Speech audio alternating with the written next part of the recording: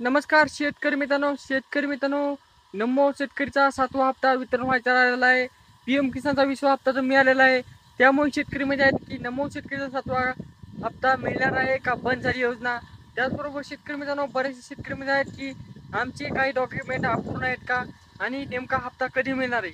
संपूर्ण माहिती या व्हिडिओमध्ये पाहायला मिळणार आहे. पण त्याआधी नवीन असाल तर चॅनलला सबस्क्राईब करायचे विसरू नका, कारण की महत्त्वपूर्ण अपडेट नेहमी टाकीत राहतो, जेणेकरून प्रत्येक अपडेट तुमच्यापर्यंत पोहोचन. शेतकरी मित्रांनो, तुम्हाला माहित आहे की पीएम किसानच्या पार्श्वभूमीवर नमो शेतकरी योजना राबविण्यात येत असते आणि या नमो शेतकरीद्वारे तुम्हाला वार्षिक लाभ 6,000 रुपये मिळतो. पण शेतकरी मित्रांनो, अशा प्रकारचा लाभ घेत असताना तुम्हाला काय अडचणी आहेत. पहिली अडचण म्हणजे की तुम्हाला जे काय तुमचे आधार कार्ड बँक लिंक असतात ते लिंक करून घ्यायचे आहे, कारण की लिंक नसले तर पैसे जमा होत नाहीत.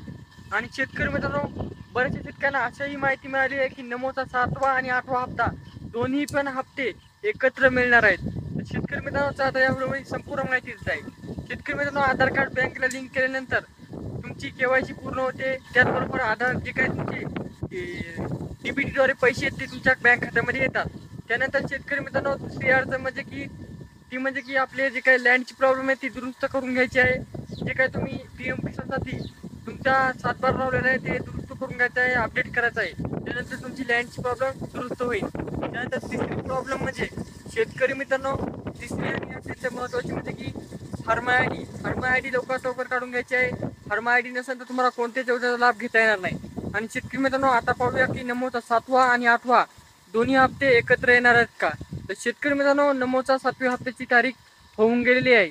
पण जे काही तुम्हाला 8व्या हप्त्याची तारीख आहे त्यासाठी अजून 2.5 ते 3 महिने कालावधी बाकी आहे.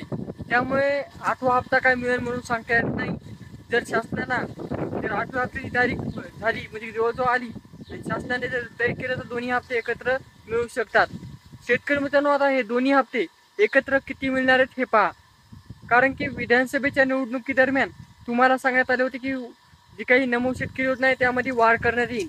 नेमकी वाढ कितीची होईल हे पहा.